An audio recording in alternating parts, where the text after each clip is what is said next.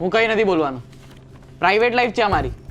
નયનને એક પડતી ને મારા હાથની, ચપ ચપ બધું બોલવા માંડતો. હા આવો લો મારો.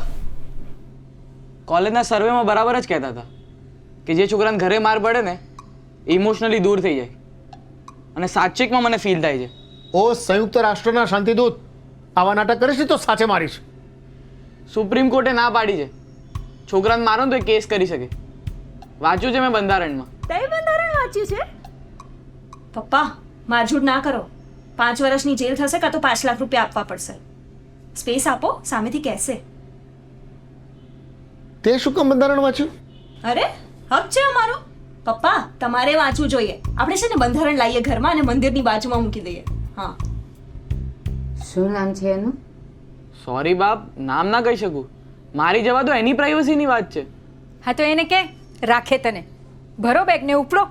માં ચિંતા ને મેં ચિંતામાં મરી જાય કે દીકરો ક્યારે કોલેજથી આવે, ક્યારે ગરમ ગરમ જમાડું. પણ ભાઈને તો ઘર માંડા જ. અરે નથી માંડવા મારે ઘર. વી વર જસ્ટ એક્સપ્લોરિંગ ઈચ અધર. એટલે